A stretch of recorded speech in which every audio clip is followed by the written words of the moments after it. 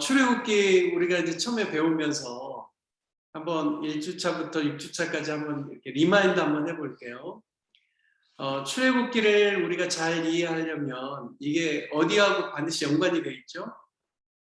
창세기와 연관이 되어 있습니다. 그래서 제가 여러분에게 창세기 개관에 대해서도 좀 살짝 이야기를 하면서 창세기는 창세기 1장부터 11장까지, 12장부터 50장까지 이렇게 나눌 수 있다는 이야기를 했는데요.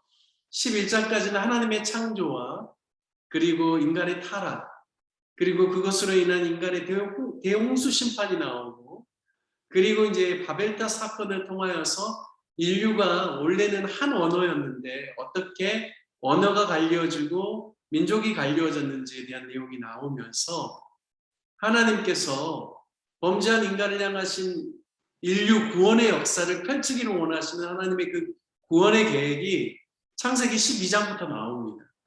바로 아브라함이라는 사람을 통하여서 나오는데 창세기는 네 족장의 이야기가 있다 그랬죠. 첫 번째는 아브라함, 두 번째는 이삭, 세 번째는 야곱, 네 번째가 요셉의 이야기입니다. 이게 이제 창세기 전반적인 이야기인데 재미있는 거는 창세기 15장의 아브라함의 이야기 가운데 앞으로 펼쳐질 이스라엘 백성들의 역사가 언급이 돼요.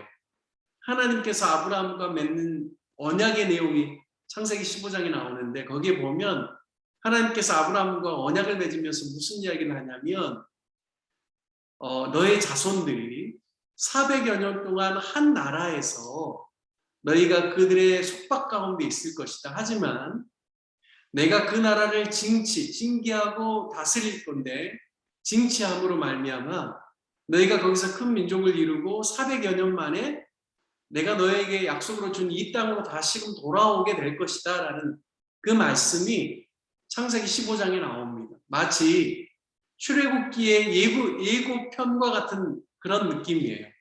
그래서 그게 이제 15장에 나오고 이제 창세기를 넘어서 출애굽기 가면 정말 그 말씀처럼 70명의 야곱의 가족들이 애굽의 고센 땅에 내려갔지만 약 400여 년간 엄청난 숫자로 이 불어난 큰 민족이 되는 그런 내용들이 나옵니다. 애굽 사람들이 굉장히 위협을 느낄 정도로 이스라엘 백성들이 번성하고 이렇게 강하게 이렇게 민족을 이루게 되기 때문에 이제 어떻게 해서든지 제지하려고 이제 남자 아이가 태어나면 이제 나일강에 빠뜨려서 죽이라 이런 명령까지 하게 되는 것이죠.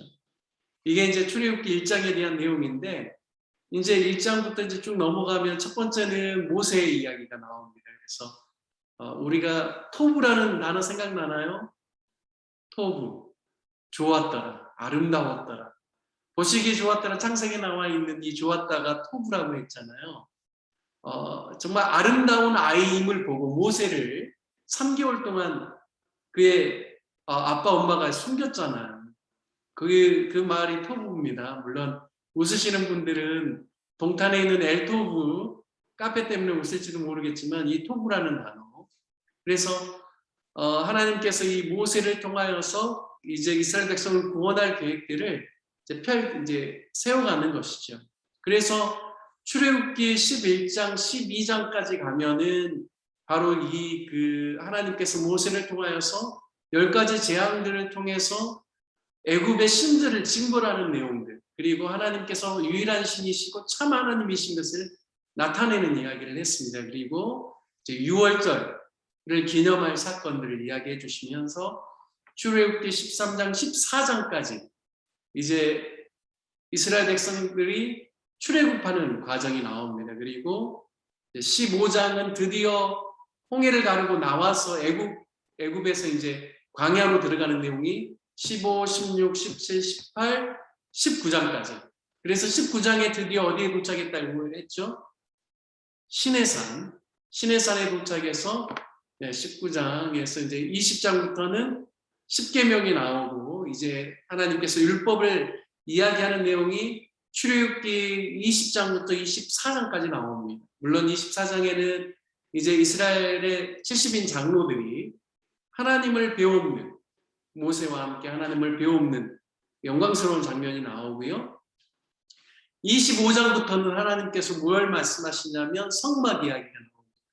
성막을 어떻게 만들어야 될지 25, 26, 27, 28장 그리고 29장까지 가면 이제 아론과 그의 아들들을 제사장과 대제사장으로 세우는 데 있어서 옷은 어떤 옷을 입어야 되는지, 대제사장은 어떻게 흉패를 붙여야 되는지, 관을 어떻게 해야 되는지 이 모든 그러한 장비, 채비까지 다 나오면서 30장 가고 31장에 이제 부살렐과 오홀리압을 중심으로 해서 이스라엘 백성들이 이제 성막을 지을 수 있는 그런 채비를 갖출 수 있도록 이야기가 나옵니다. 그런데 32장에 뜬금없는 사건이 나오죠. 어떤 사건이에요?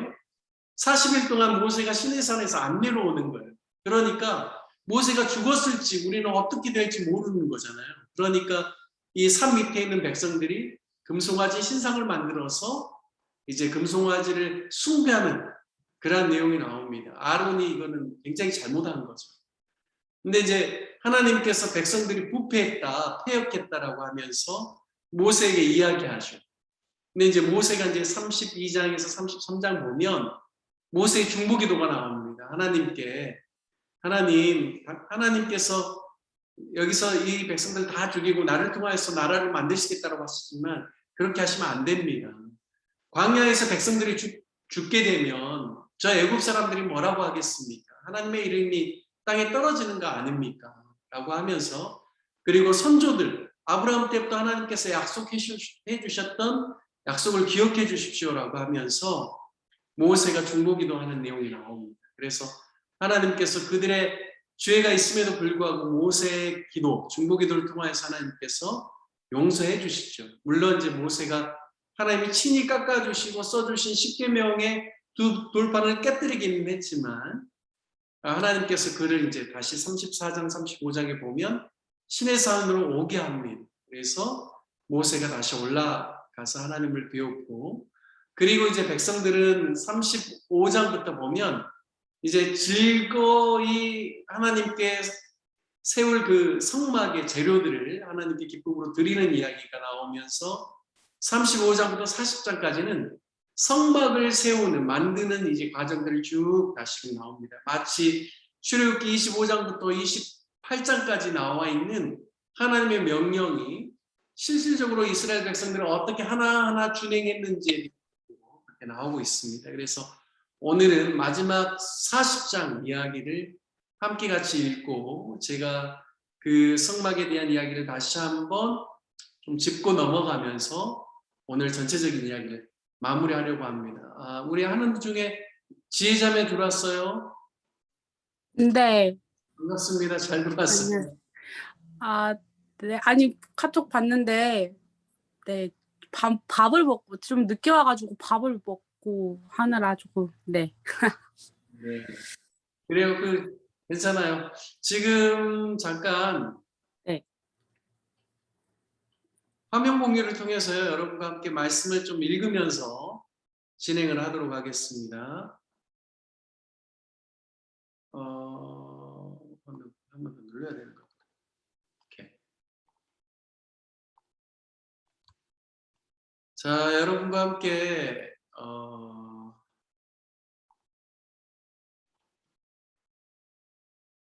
잘 보이시죠? 말씀은. 출애굽기 40장.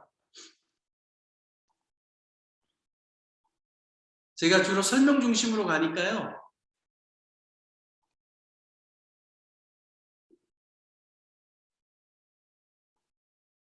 그냥 돌아가면서 읽지 않고 제가 쭉 읽으면서 조금씩 설명하겠습니다. 40장이에요. 여호와께서 모세에게 일러 가라사대 너는 정월 초 1일에 성막곧 회막을 세우고 여기 정월 초 1일은 이제 모세가 출애굽하고 난 다음에 한 1년 정도 지난 정월입니다. 정월이라고 하는 것은 1월 이야기하죠. 한 해가 지나가고 첫 달을 이야기합니다. 성막곧 회막을 세우고 또 증거궤를 들여놓고 또 장으로 그 궤를 가리고 자 조금씩 이야기해 볼게요. 성막의 그림이 혹시 생각이 나나요? 자, 이 그림 보이시죠? 자, 이게 이제 성막인데, 자, 여기가 동쪽이에요, 동쪽. 늘 성막의 위치는 동쪽에 문이 있다고 했죠. 그래서 여기도 커튼 문입니다. 여기로 들어가게 되고, 첫 번째 번제단, 물둘몽, 여기가 뭐예요? 성막이라고 했죠. 성막 안에는 성소와 지성소가 있다라고 말씀드렸고요. 자, 조금 이따가 하나씩 제가 좀 이야기를 할 텐데, 여기 말씀에 보니까 성막 곧 회막을 세우고, 이 회막이라는 것은 전체, 성막의 뜰까지 다 포함해서 전체를 아우르는 게 이 회막입니다. 그런데 이제 회막에서도 성막이라고 하면 성소와 지성소가 있는 성막을 이야기를 해요. 그래서 이제 성막 안에 첫 번째 3절은 무엇을 들여놓으라고 해요? 증거궤. 증거궤를 가리켜서 법궤라고도 하고요. 여기를 가리켜서 또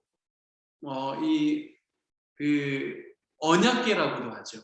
언약궤. 그래서 이 성막에서는 성소와 지성소가 있는데 가장 하나님께서 백성을 만나주는 장소가 어디라고 했죠? 네, 지성소라고 했습니다. 1년에 한 번 대제사장이 지성소 안에 들어가면 어느 사이에서 만나주죠? 대제사장은? 구름 날개 사이에서. 자, 그래서 이 증거궤라는 거는, 언약궤라는 거는 그 스랍, 천사의 모습을 하고 있는 그 덮개 아랫부분을 가리켜서 증거궤라고 해요. 그래서 그 증거궤 안에는 뭐가 들어간다 그랬죠? 10계명을 새긴 두 돌판이 들어가고요. 또 아론의 쌍난 지팡이, 이거는 지금은 안 나와요. 출애굽기에. 어디에 나오냐면 민수기에 나와요. 민수기에. 그리고 또 뭐가 들어가냐면 만나를 담은 항아리가 들어가요. 이 법궤 안에. 그래서 이 법궤 안에는 이스라엘 백성들이 가장 중요하게 여기는 10계명, 그리고 하나님께서 특별히 이 아론을 통하여서 하나님께서 하나님을 섬기는 그러한 그 제사장으로서의 역할들을 감당할 수 있도록 하나님께서 그 보여주신 징표예요. 그리고 또 어떻게 해석도 하냐면 막대기에서 싹이 나지 않잖아요. 근데 이 막대기에서 싹이 났기 때문에 하나님께서 베푸시는 어떤 생명의 역사, 구원의 역사, 뭐 때로는 어떤 성경학자는 부활의 역사라고도 이야기를 합니다. 그리고 이 만나를 담은 항아리는 하나님께서 이스라엘 백성들을 먹이시는 그러한 내용들에 대해서 공급하심에 대한 내용들을 포함하고 있습니다. 그래서 법궤 안에는 이것들이 들어가고요. 법궤 위에가 바로 법궤 뚜껑이라고 할 수 있는 바로 이제 시은자라고도 하는, 시은소라고 하는 그러한 스랍들이 이렇게 마주하고 있는 그러한 모습을 띈 법궤 또 뚜껑이 있습니다. 그래서 이게 가장 중요한 지성소 안에가 있습니다. 자, 증거궤를 들여놓고 그 장으로 그 궤를 가리고 라고 했는데요. 이 장이 영어 성경에는 커튼이에요. 자, 한번 생각 한번 해봅시다. 그 성막 안에 성소와 지성소가 있는데 성소와 지성소를 경계를 이렇게 표시해 주는 게 뭐예요? 커튼이에요, 커튼. 여기 이 장으로 되어 있는 거예요. 장막 커튼으로. 뭐 문이 있는 게 아니라. 그래서 예수님께서 1년에 한 번만 대제사장이 이 지성소까지 들어갈 수 있는데 예수님은 어떻게 하셨어요? 십자가에서 죽으심으로 말미암아 이 성소의 커튼을 어떻게 하셨죠? 위에서부터 밑으로 찢어버리셨어요. 그래서 누구든지 예수 그리스도를 의지하면 어떻게 되는 거예요? 하나님의 임재까지 들어가는 거예요. 하나님의 음성을 직접적으로 들을 수 있는 거예요. 하나님을 만날 수 있는 거예요. 이건 진짜 놀라운 일이에요. 이스라엘 백성들도 1년에 한 번만 속죄일에만 바로 이 누구죠? 대제사장만 1년에 한 번 들어갈 수 있었는데 예수님께서 십자가에서 자신이 죽으심으로 말미암아 그 누구든지 예수 그리스도만 믿으면 이제는 하나님께 누구든지 나아갈 수 있도록 성막의 그 휘장을 찢어버리셨어요. 아래서부터 찢으면 사람이 찢는 건데 위에서부터 찢으신 거죠. 이 놀라운 역사인 거죠. 자, 그래서 이 지성소와 성막 안에는 지성소와 성소를 구분하는 커튼이 있다. 이 이야기. 자, 그리고 이제 4절을 봅시다. 또 상을 들여놓고, 이 상은 무슨 상일까요? 지금 이제 법궤를 이야기하면서 지성소를 이야기했는데 지금은 이제는 성소를 이야기하는 거예요. 상하면 뭐가 생각나요? 지난주에 배웠죠? 떡상입니다. 떡상. 12 떡덩이를 진설해 놓은, 한쪽에 6개씩 상 위에 올려놓은 진설병상이 생각나죠. 바로 그 상입니다. 상을 들여놓고 그 위에 물품을 진설하고, 그리고 등을 들여놓고 불을 켜고. 여기 등은 뭐예요? 7 촛대이죠.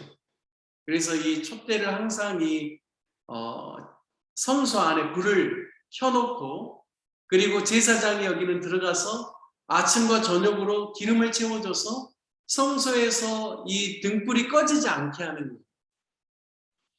저는 이 말씀을 보면서 우리의 삶 가운데도 크리스찬으로서 정말 우리가 내적으로 성령의 충만함과 빛이 있고, 또 정말 우리 안에 늘 주님이 머무시는 그러한 모습을 유지하며 살기 위해서는 일주일에 한 번의 예배가 아니라 매일매일 삶 가운데도 이 등불이 꺼지지 않게 하는 것처럼 늘 주님을 의지하고, 또 하나님의 말씀의 빛, 주의 말씀은 내 발에 빛이요 내 길에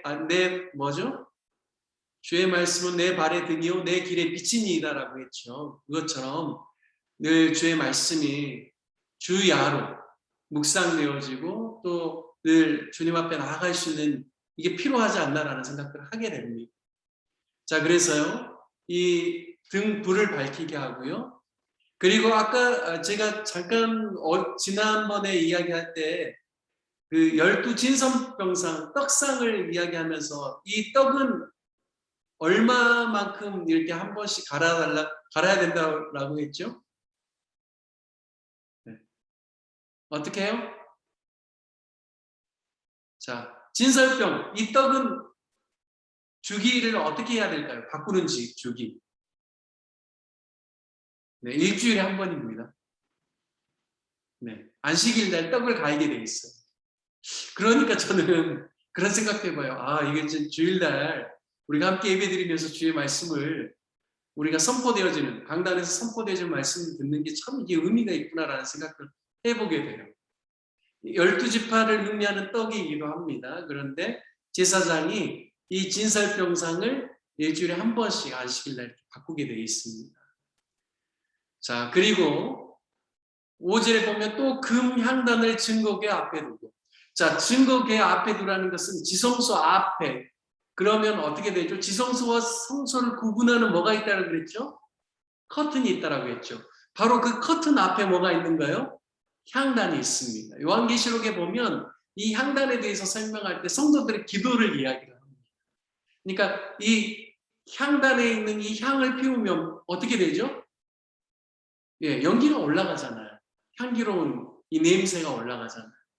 그러니까 우리가 주님 앞에 기도하는 것이 하나님께서 받으시는 향기와 같다는 것을 이야기해주고 있습니다. 그래서 이 성소 안에는 제사장도 들어갈 수 있어요. 지성소는 대제사장만 들어갈 수 있지만, 그래서 성소 안에 들어가면 북쪽에는 진설병상, 남쪽에는 7 금촛대, 그리고 이 지성소와 성소를 가르는 휘장 앞에는 이 바로 분향단이 있다는 것을 기억하시고요. 이 3가지의 어떤 의미들도 기억하시면 좋겠습니다. 물론 이 향단도요, 이 향을 피우는 거기 때문에 이게 계속 공급해 주지 않으면 이게 떨어지잖아요.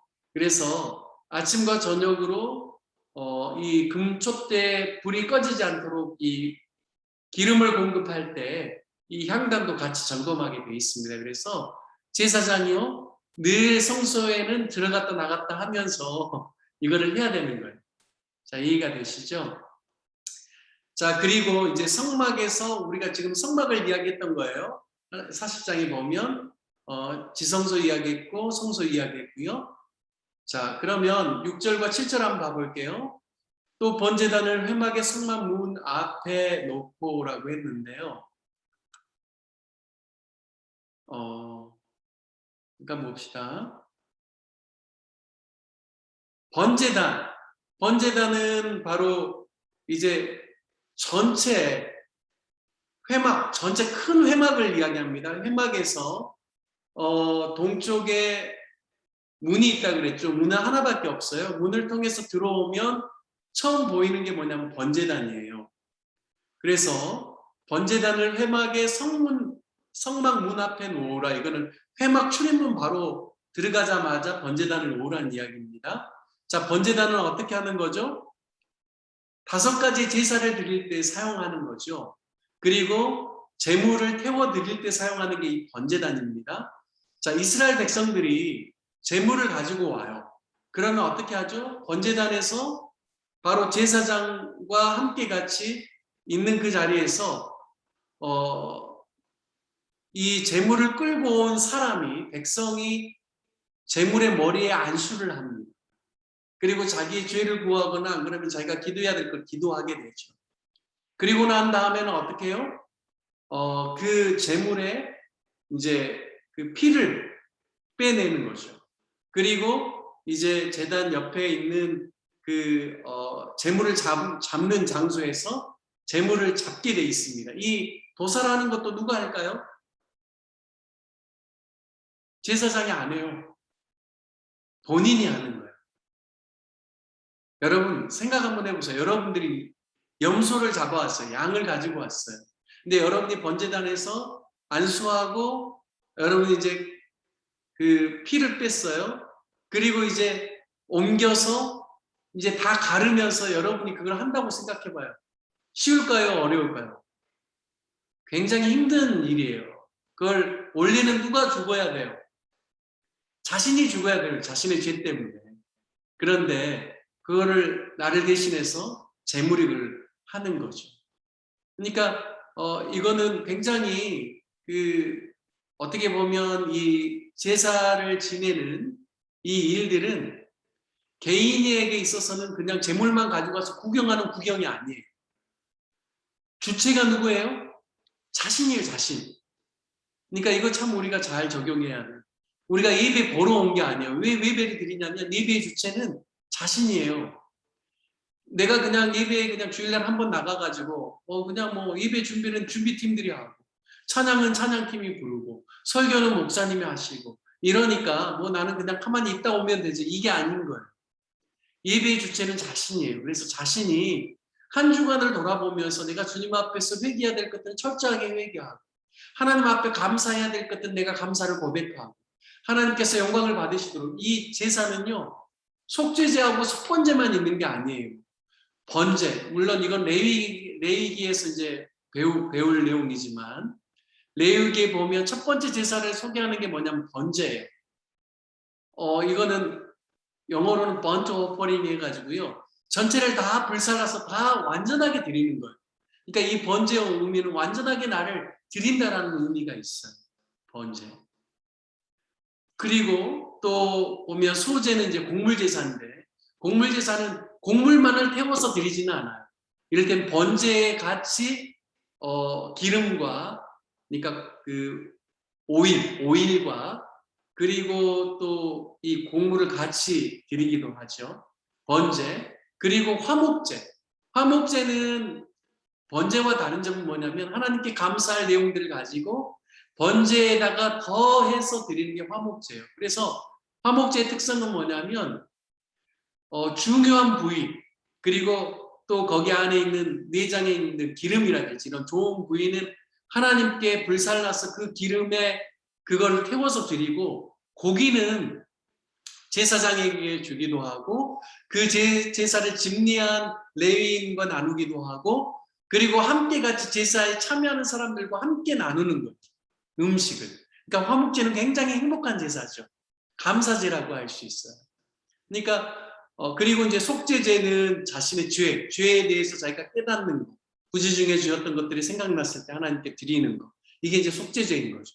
속건제, 5번째 제사 속건제는 뭐냐면 내가 부지 중에 뭔가 성물에게, 그러니까 내가 만지지 않아야 될 것들을 만졌다든지, 성물을 내가 뭔가 실수를 했다든지, 그리고 다른 사람에게 피해를 입히는 일이 있다라면 5분의 1이나 4분의 1을 더해서 그 사람에게 배상을 해주면서 하나님께 속건제를 드리는 제사예요. 그래서 제사는 아주 굉장히 다양한 의미가 있어요.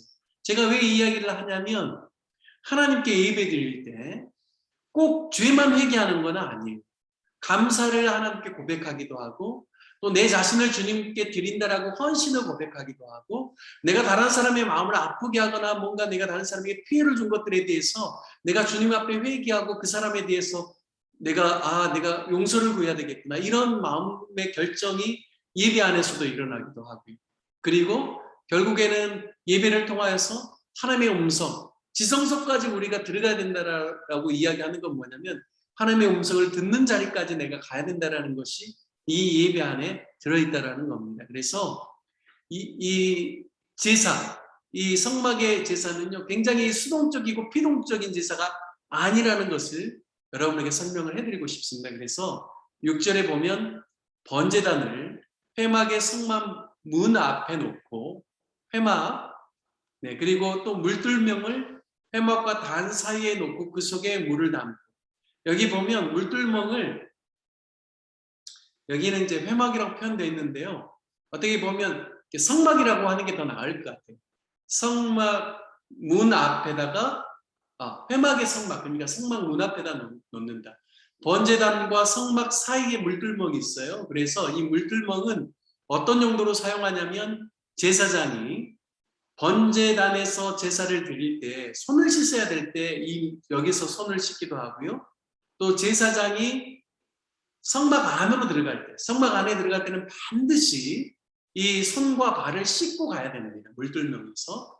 그래서 여기 보면 6절에 번제단을 회막의 성막 문 앞에 놓고, 7절 보면 물들멍을 회막과 단 사이에 놓고 그 속에 물을 담으라라고 했고요. 그리고 8절에 보면 뜰 주위에 포장을 치고, 이 뜰 주위라는 것은 성막뜰을 의미합니다. 성막뜰 전체를 이야기해요. 그래서 그 성막뜰의 경계가 되게끔 하는 게 뭐예요? 여기 보면 포장이라는 표현을 쓰고 있는데요. 이제 외부에서 성막 안이 들여다 보이지 않게끔 가로가 약 25m, 세로가 약 한 50m 되는 성막의 어떤 경계를 이렇게 표시해주는 바로 그러한 포장을 의미합니다. 그래서 8절에 보면 뜰 주위에 포장을 치고 뜰 문에 장을 달고, 뜰 문이라는 건 뭐냐면 회막 전체 큰 회막의 문을 의미해요. 그 문이 뭘로 돼 있다라고 했죠? 약 9m 정도 되는 휘장으로 돼 있어요. 그것도 커튼으로 돼 있어요. 그러니까 여기는 다 보면 문이 다 뭐냐면 커튼이에요. 회막 안에 들어갈 때도 커튼이죠.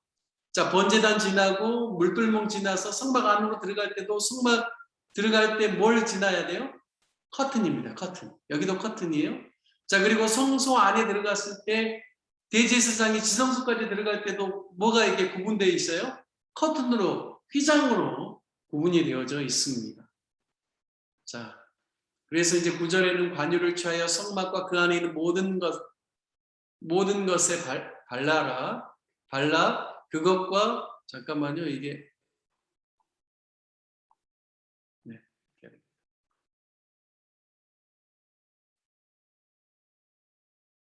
자, 9절에 또 관유를 성막과 그 안에 있는 모든 것에 발라 그것과 그 모든 기구를 거룩하게 하라. 그래서 이제 관유를 취해서 그 기름으로 이제 다 발라서 정결케 하는 예식을 하라는 거죠. 10절에 번제단, 그리고 11절에 물들문과 그 받침에 발라라. 그리고 12절에 아론과 아들들을 회막문으로 데려다가 물로 씻기고 아론에게는 거룩한 옷을 입히고 그에게 기름을 부어 거룩하게 하여 그로 내게 제사장의 직분을 행하게 하라. 또 너는 그 아들들을 데려다가 그들에게 겉옷을 입히고 그 아비에게 기름을 부음 같이 그들에게도 부어서 그들로 내 제사장 직분을 행하게 하라. 그들이 기름 부음을 받았은즉 대대로 영영이 제사장이 되리라. 자, 우리가 그리스도라는 그 단어 헬라어에 어떤 뜻이 있냐라고 설명하냐면 기름 부음 받은 자라는 뜻이 있다라고 했죠. 그 기름 부어서 세운 사람의 첫 번째가 뭐예요? 여기 보니까 제사장입니다. 제사장을 세울 때 기름을 붓게끔 했죠. 그리고요, 구약을 계속 읽다 보면 왕을 세울 때도 기름을 붓습니다. 또 선지자를 세울 때도 기름을 붓습니다. 그래서 기름 부음은 무엇이냐면 하나님의 신이 그 위에 강림하고 또 하나님께서 그 직분을 주셨다라는 그런 의미가 있습니다. 자, 16절 모세가 그같이 행하되 곧 여호와께서 자기에게 명하신 대로 다 행하였더라. 자, 17절 보시죠. 제2년 정월 곧 그달 초1일에 성막을 세우니라. 그러니까 이스라엘 백성들이 출애굽하고 난 다음에 1년 만에 성막이 세워지는 거예요. 18절에 모세가 성막을 세우되 그 받침들을 놓고 그 널판들을 세우고 그 띠를 띄우고 그 기둥들을 세우고 성막 위에 막을 펴고 그 위에 덮개를 덮으니 여호와께서 모세에게 명하신 대로 되니. 여기 성막은 뭐예요? 지성소와 성소가 있는 그 성막을 의미합니다. 자, 20절에 그가 또 증거판을 궤 속에 넣고 채를 꿰고 석재소를 그 위에 두고 또 그 궤를 성막에 들여놓고 장을 들이워서 그 증거궤를 가리우니 여호와께서 모세에게 명하신 대로 되니라. 22절 그가 또 해막 안 곧 성막 북편으로 장 밖에 상을 놓고 여호와께서 또 여호와 앞 그 상 위에 떡을 진설하니 여호와께서 모세에게 명하신 대로 되니라. 24절 그가 해막 안 곧 성막 남편의 등대를 놓아 상과 대하게 하고 마주 대하게 했다라는 거죠. 진설병상과 마주 대하게에서 남쪽에 등대를 놓았다. 7 촛대를 의미합니다. 여호와 앞에 등잔불을 켜니 여호와께서 모세에게 명하신 대로 되니라. 또 금 향단을 해막 안장 앞에 두고 그러니까 지성소 앞에 두었다라는 겁니다. 그 위에 향기로운 향을 살리니 여호와께서 모세에게 명하신 대로 되니라. 28절에 또 그가 성막 문에 장을 달고 커튼을 달았다라는 거예요. 그러니까 성막을 들어가는 물들목을 지나서 성막을 들어가는데도 뭘 달았다라고 이야기하냐면 커튼을 달았다 이야기하죠. 또 회막의 성막문 앞에 번제단을 두고 번제와 소제를 그 위에 드리니 여호와께서 모세에게 명하신 대로 되니라. 그가 또 물들목을 회막과 단 사이에 두고 거기 씻을 물을 담고 자기와 아론과 그 아들들이 거기서 수족을 씻되 그들이 회막에 들어갈 때와 단에 들어갈 때 씻었으니 여호와께서 모세에게 명하신 대로 되니라. 33절 그가 또 성막과 단 사면 뜰에 포장을 치고 뜰문에 장을 다니라. 모세가 이같이 역사를 필하였더라. 여기 성막과 단 사면 뜰에 포장을 띄고 뜰에 포장을 띄었다라는 것은 이 전체를 이야기해요. 회막 전체. 그리고 뜰문에 장을 달았다. 뜰문에도 커튼을 통해서 동쪽에서 이렇게 성막 안으로 들어갈 수 있다고 했죠. 자, 34절부터는 우리 다 같이 읽도록 하겠습니다. 34절부터 마지막 38절까지 함께 읽겠습니다. 시작. 그 후에 구름이 회막이 덮이고 여호와의 영광이 성막에 모세가 회막에 들어갈 수 없었으니 이는 구름이 회막 위에 덮이고 여호와의 영광이 성막에 충만하였음이며 구름이 성막 위에서 떠오를 때에는 이스라엘 자손이 그 모든 때 앞으로 발행하였고 구름이 떠오르지 않을 때에는 떠오르는 날까지 발행하지 아니하였으며 낮에는 여호와의 구름이 성막 위에 있고 밤에는 그 구름 가운데 있음을 이스라엘 온 족속이 그 모든 행하는 길에서 친히 보았더라. 이제 마지막 이야기를 하는 겁니다. 여러분, 이스라엘 백성들에게 하나님께서 모세를 통해서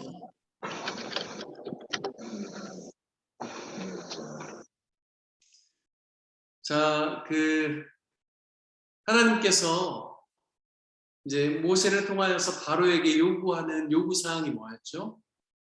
이 하나님의 백성들로 하여금 3일길을 광야로 가서 무엇을 하게 이들을 풀어달라고 하죠? 제사를 드리게라고 표현합니다.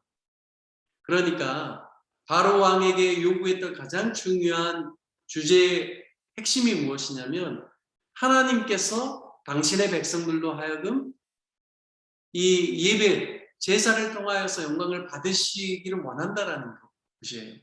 그러니까 참 예배가 얼마나 중요하고 생명과 같은지를 가르쳐 주는 거예요. 이 하나님의 백성에게 예배가 사라지면, 예배가 무시되고 등한시되면 정말 하나님의 백성은 공급받을 수가 없어요. 예배를 통하여서만 하나님을 만날 수 있고 하나님을 경험할 수 있고 하나님의 말씀을 받을 수가 있습니다. 그러니까 참 예배가 중요한 거예요. 출애굽기 마지막 40장은 하나님께 예배드리는 성막의 완성으로 끝나요. 그리고 36절에 보면 구름이 성막 위에서 떠오를 때는 이스라엘 자손이 모든 행하는 길 앞으로 발행하였고 구름이 떠오르지 않을 때는 떠오르는 날까지 발행하지 않아요. 그러니까 이스라엘 백성들은 성막 가운데 임하시는 하나님의 영광, 구름이 떠오르면 모든 짐을 다 싸들고 하나님과 함께 가는 거예요. 그리고 그 구름이 머무르면 어떻게 하는 거예요? 그 자리에 머무르면서 그들도 거기서 진치면서 쉬는 거예요. 우리의 인생도 마찬가지인 거예요. 내가 하고 싶다고 마음대로 하는 게 아니라 하나님께서 가라고 하시는 사인이 보여지고 예배를 통하여서나 말씀을 통하여서나 묵상을 통하여서나 기도를 통하여서나 하나님께서 뭔가 나에게 말씀하시면 움직이는 거예요. 그렇지 않으면 나는 하나님과 함께 거기 안에 머물면서 최선을 다해서 하나님을 예배하고 하나님의 뜻을 그 안에서 행하는 거예요. 이게 참 중요합니다. 그런데요, 많은 젊은이들이나 많은 사람들이 자기가 마음대로 하고 싶어 해요. 자기가 그냥 가고 싶을 때 가고 머물고 싶을 때 머무르려고 해요. 근데 인생은 그런 게 아니에요. 하나님의 백성들은 철저하게 하나님께서 머물라고 하시면 머무는 거예요. 하나님이 발행해라 떠나라고 하면 떠나는 거예요. 이게 참 중요합니다. 이 템포가. 우리가 언제 그것을 알 수 있는가? 하나님을 예배하면 알 수 있는 거예요. 예배하고 하나님을 섬기면 섬길수록 내가 더 머물러야 되는지 이제는 떠나야 되는지 내가 뭘 선택해야 되는지 하나님 안에서 충분히 지각하면서 깨달을 수가 있습니다. 그러니까 내가 하고 싶은 대로 살아가는 게 인생이 아니라 믿는 자들은 하나님과 동행하면서 하나님께서 보여주신 대로 살아가는 것이 참 중요하다는 겁니다. 그래서 여호와의 영광이 성막 가운데 임하고 그리고 그 성막 가운데 보여진 하나님의 영광 그 구름의 발행과 함께 이스라엘 백성들이 움직이고 구름이 머물 때 함께 같이 진을 치면서 머물고 바로 이러한 사이클이 참 중요하다는 것을 여러분에게 꼭 말씀을 드리고 싶었습니다. 그래서 그냥 지난주에 교재는 다 끝냈지만 이 성막에 대한 이야기들을 충분히 다 하지 못해서 오늘 마지막 시간에 좀 더 하고 싶었고요.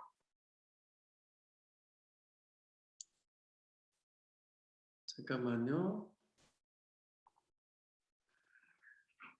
그리고 한 가지 좀 추가적으로 말씀드린다면 그 법궤를 만들 때요. 하나님의 언약의 법궤를 만들 때 기본 재료는 뭔지 아세요? 조각목입니다. 조각목. 조각목이라는 건 뭐냐면 그 씨띠나무라는 데서 얻어지는 나무예요.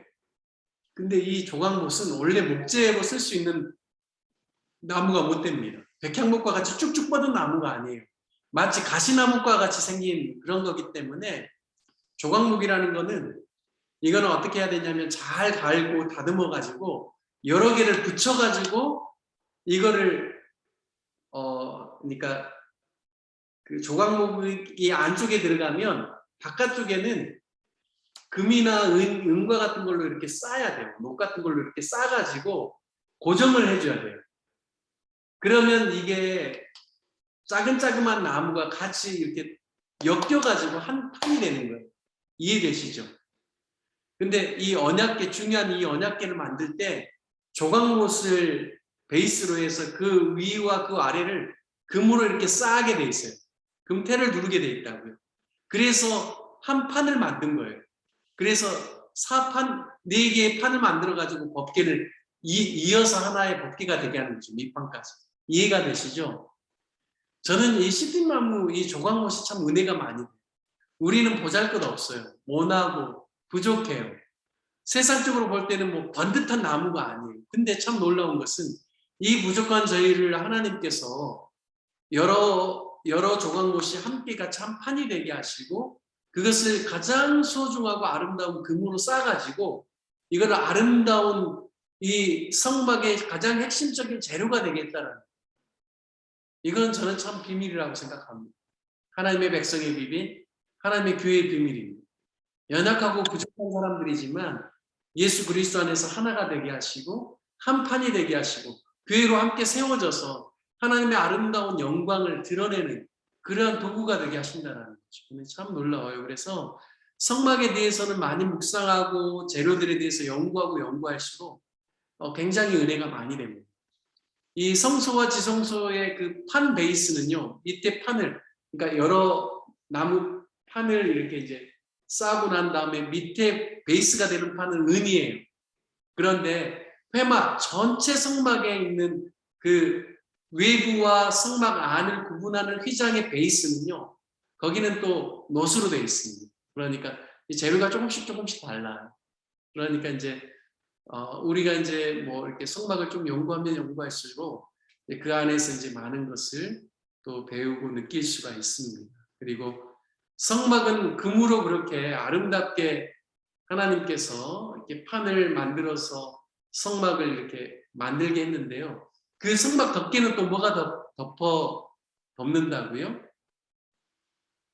첫 번째 이 장은 뭐냐면 홍색, 자색, 청색 실 그리고 흰색 가늘게 구운 매실로 이 그 스랍 모양을 천사 모양을 한 휘장을 첫 번째로 덮어요. 그리고 두 번째는 염소 털로 짠 실로 덮어요. 이 염소는 어떤 의미가 있냐면 1년에 한 번 대속죄일이라는 게 있어요. 대제사장이 그 지성소 안에 들어갈 수 있는 유일한 날이에요. 근데 이날에 보통은 염소 또는 양이라고도 하는데 양 2마리를 잡아요. 그래서 한 마리는 어떻게 하냐면 잡아서 각 그 제단이나든지 성물을 정결케 하는데 사용하게끔 피를 뿌리는 일을 해요. 지성소에 가가지고 법궤에다가도 피를 뿌려요. 그런데 한 마리 이 염소 양은 어떻게 하냐면 광야로 내보내요. 아사셀이라고 해요. 그 양을 가리켜서. 그래서 이스라엘 백성들의 모든 죄를 다 지고 광야로 나가서 죽게 만드는 거예요. 오실 메시아에 대한 예표가 이 아사셀 염소입니다.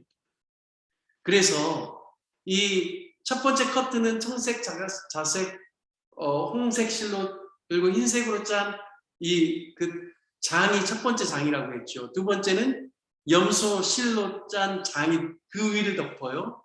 세 번째는 뭐죠? 붉은색으로 염색한 그러한 또 가죽에다가 붉은색으로 염색한 그 휘장을 덮게 해요. 그리고 마지막으로는 해달의 가죽으로 덮게 해요. 그러니까 겉에서 보기에는 성막이 화려하게 보이지 않아요.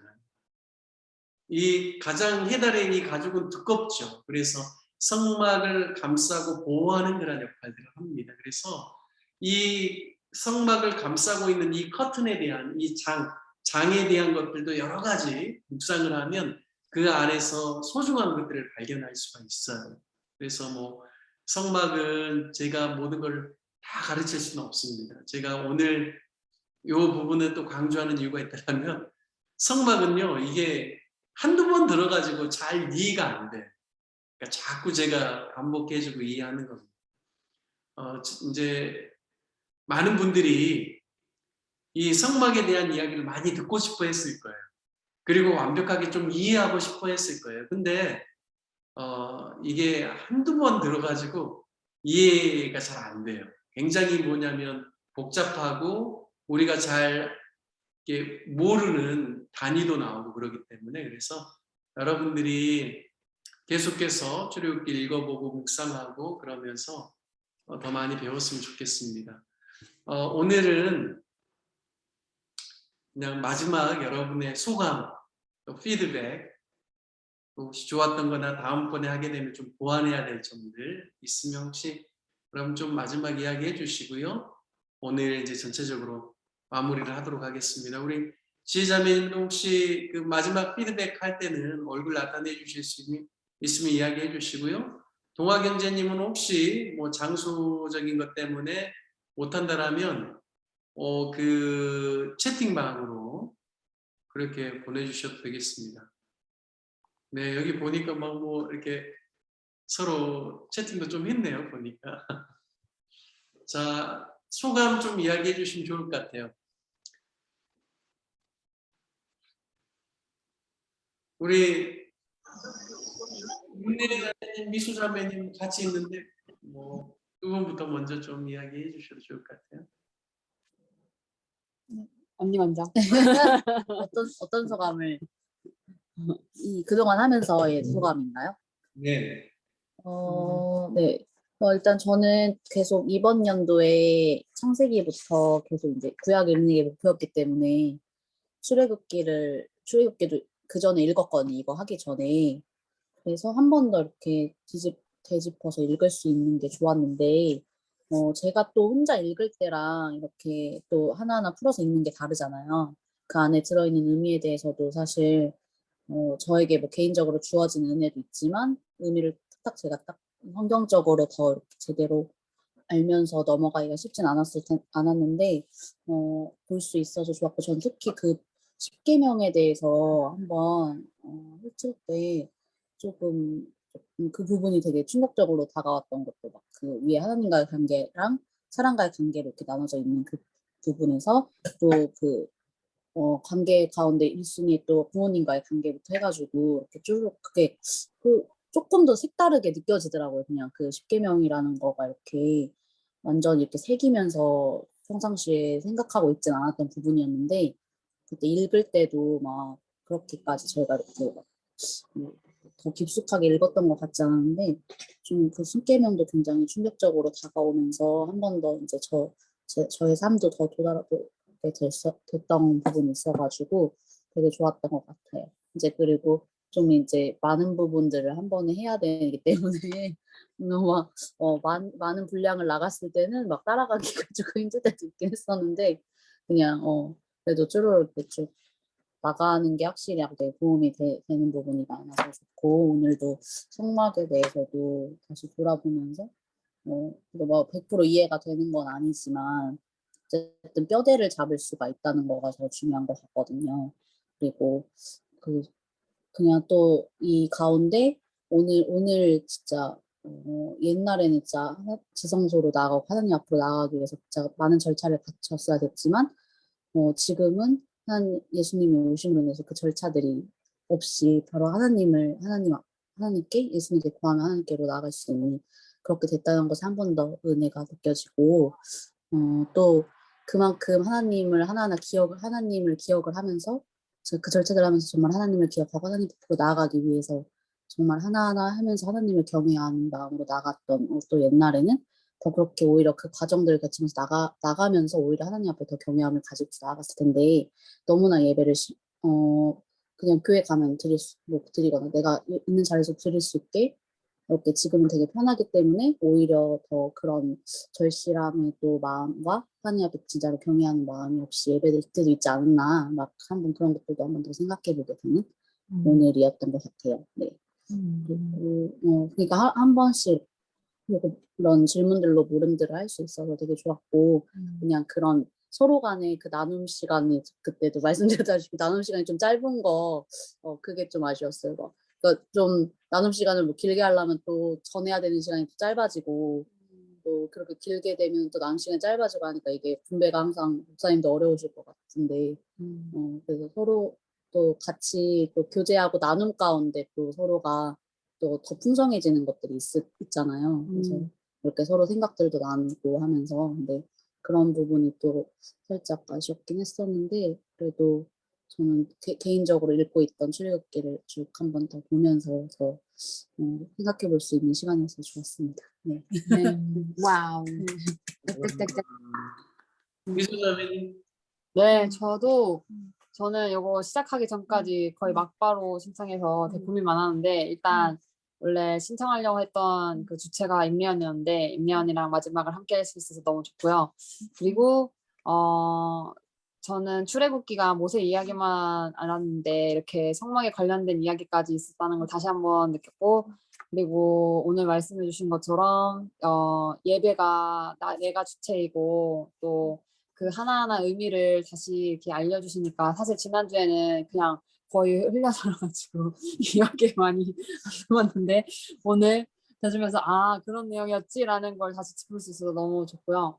그리고 진짜 성막이 내용이랑 계속 들어야 되는 게 어제 들고 오늘 들고 뭐 이렇게 다 다른 것 같아요. 그래서 그게 다시 한번 들어서 더 의미를 새길 수 있어서 너무 좋았고 그리고 진짜 그 줌으로 활용을 해도 이제 어느 공간에서든지 이제 예배를 같이 이제 공부를 할 수 있어서 너무 좋은데 그 임리언님 말처럼 뭔가 말씀과 이제 나눔 시간이 좀 이제 비율이 좀 더 이제 좀 더 균일하게 있으면 이 줌만으로도 저희가 이 안에서 많은 교제와 이런 배움과 이런 걸 잘 활용할 수 있을 것 같아요. 그래서 그게 너무 좋고 네, 더 좋았습니다. 그래서 이 시간을 화요일마다 이 시간을 공부하는 시간으로 따로 구별해서 할 수 있었던 것도 너무 좋았던 것 같아요. 네, 그래서 너무 감사드려요, 목사님. 감사합니다. 다른 분들 감사해요. 감사합니다. 네. 그 지민 형제도 좀 이야기 들어보고 싶고 그 다음에 혹시 그 이야기 나눌 때 혹시 기도 제목 있으면 기도 제목도 같이 좀 이야기해 주면 좀 이따가 다 피드백 돌아가고 난 다음에 서로 위해서 기도해 주고 마무리했으면 좋겠어요. 그 지민 형제 나누기 전에 잠깐 뭐 임미자매 미수자매님도 기도 제목 잠깐 이야기해 주세요. 짧게. 잠깐요. 네. 네. 저는 저희 부모님 건강하시고 외삼촌 외숙모 구원 받으시는 거 아직 제 기도 제목입니다. 네. 저희 고등 친구들의 구원까지요. 네. 고등학교 와우. 네. 좋습니다. 저는 가족 구원과 그리고 저희 이제 11월이 회기년도라서 이제 공동체가 이제 변화가 있잖아요. 그 저희 새가족관도 공동체 안에 잘 세워질 수 있기를 바라고요.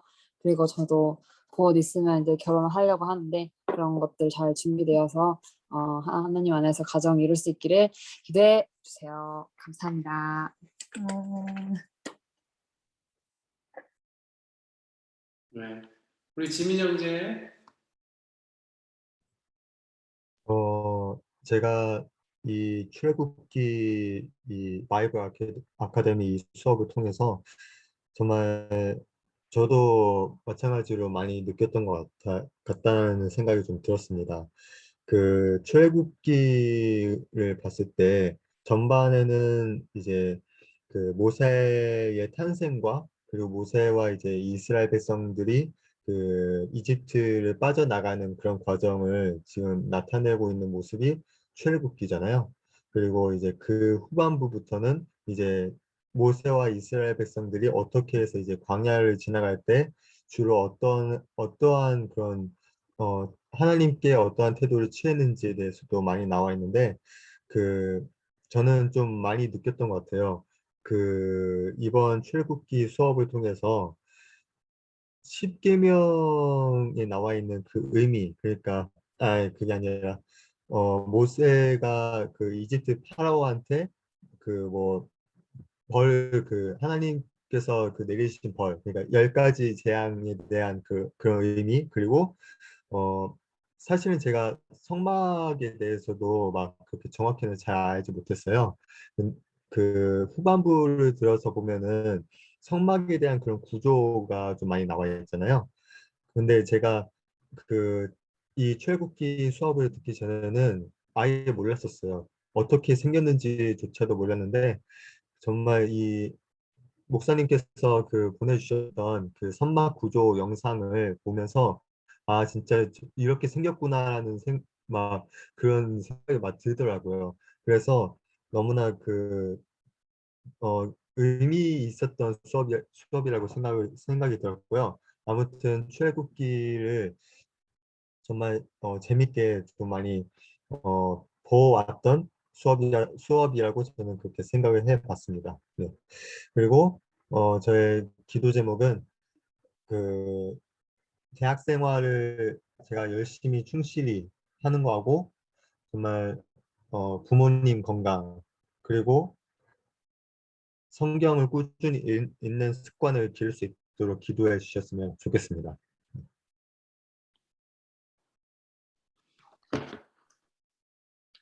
네, 인형자매님, 네, 그리고 수찬 형제님, 그리고 지혜자매님, 의택 형제님, 동학 형제님 이 순으로 잠깐 좀 나눌게요. 네, 저도 사실 아까 미소 언니가 얘기한 것처럼 이 출애굽기가 모세 얘기라고 먼저 생각을 많이 했었고, 아니면 뭐 이스라엘을 구원하신 내용이라고 생각해서 좀 제 얘기와는 많이 동떨어져 있을 거다라고 생각을 많이 했었어요. 근데 자세하게 출애굽기를 배우다 보니까 정말 저한테 적용할 수 있는 부분이 정말 많다는 걸 깨달았거든요. 그래서 성경이 진짜 나를 위한 것들이 정말 많이 적혀 있구나라는 거를 많이 느끼게 되었고, 그리고 어,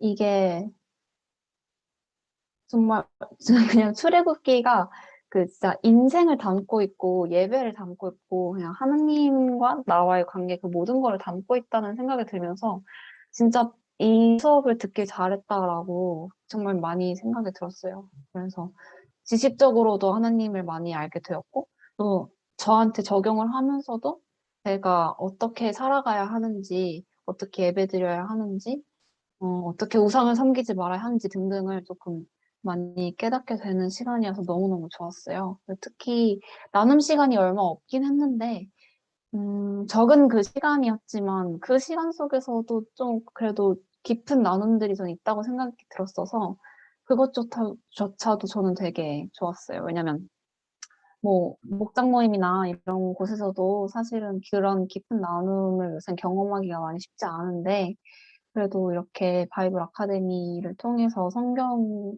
기준으로 같이 나눔을 하니까 너무너무 감사했어요. 그래서 저는 또 다음에 기회가 있으면 또 다시 듣고 싶은 생각이 있습니다. 그리고 제 기도 제목은 제가 내일 알바 면접이 있는데 제 좋은 사장님과 좋은 직원분들과 함께 알바를 잘 할 수 있으면 네, 좋겠습니다. 네, 그게 기도 제목입니다. 감사합니다. 네, 알바. 기도할게요.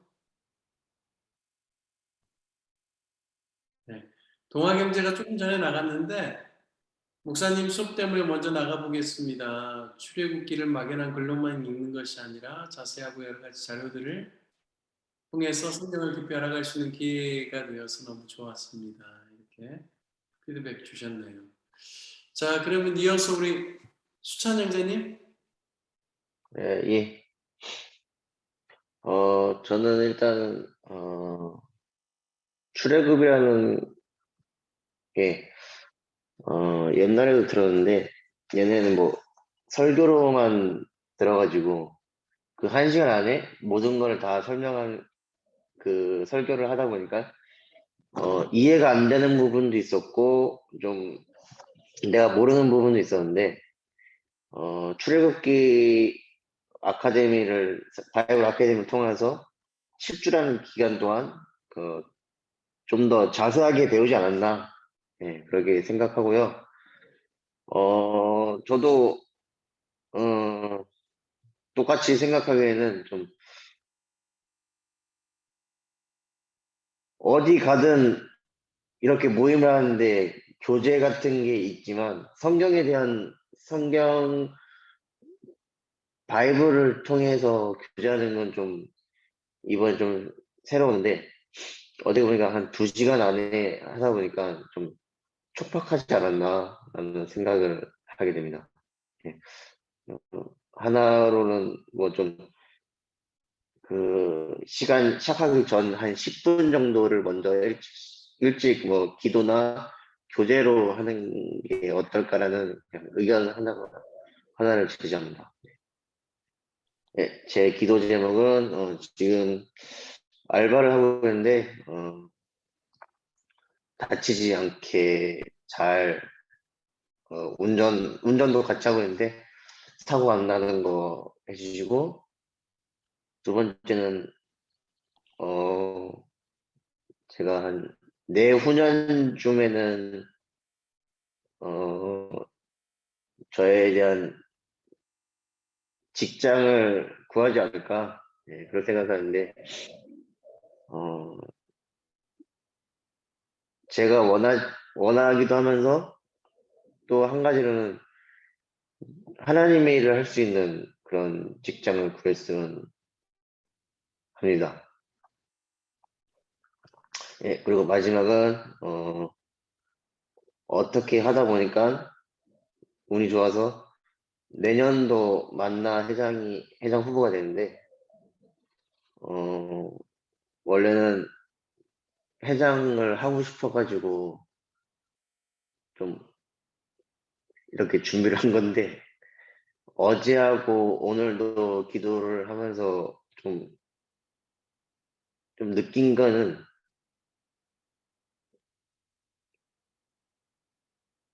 하나님의 일을 하는데 뭐 회장이면 뭐 어떻고 부회장이면 어떻고라는 생각을 많이 했어요. 그래서 그냥 회장이 되든 부회장이 되든 어떤 자리에서 그냥 공동체를 위해서 일하고 하나님을 위해서 일하는 주님의 자녀가 될 수 있었으면 합니다. 예, 그렇습니다. 감사해요. 우리 지혜자님.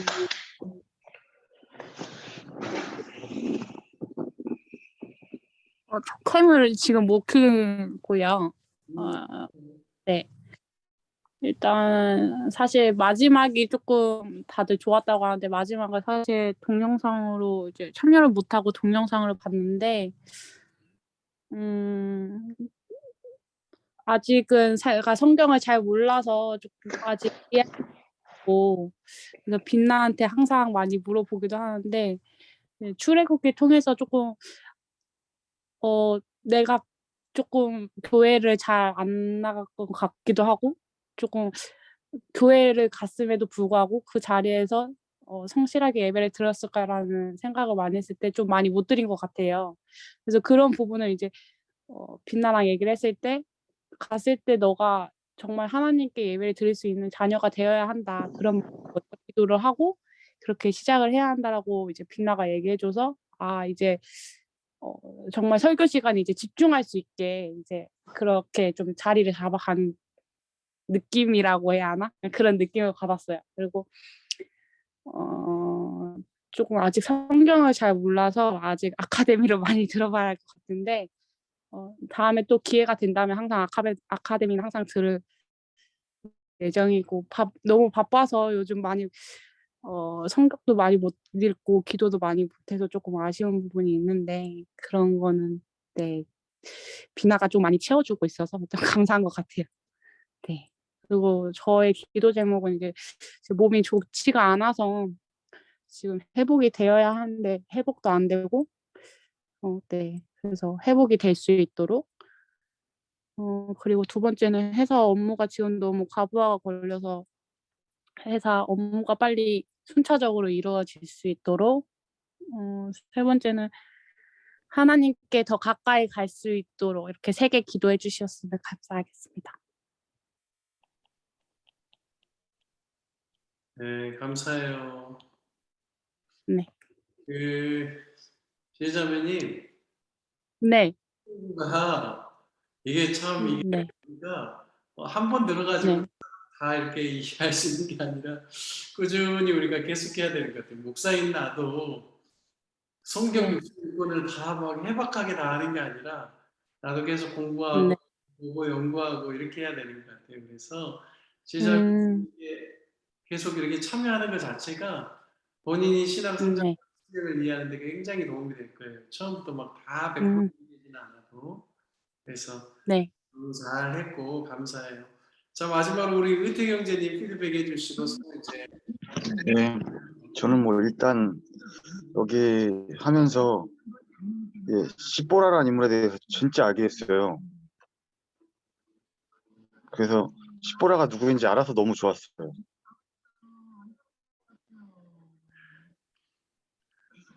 그리고 기도 제목은 네, 어제 저기 친구 아버지 신동걸 집사님 빈소를 갔다 왔는데 오늘 발인이었다 하더라고요. 그래서 좋은 곳에 잘 영면할 수 있도록. 두 번째는 이제 이게 오늘 얘기 들어보니까 교회 철거를 연말에 한다 하더라고요. 좀 빨리 예배 장소가 정해질 수 있도록. 이렇게 됐습니다.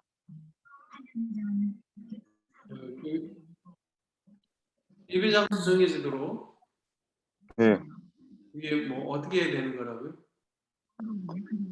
뭐 철거요? 철거 이야기했구나. 네, 철거가 연말에 한다 하더라고요.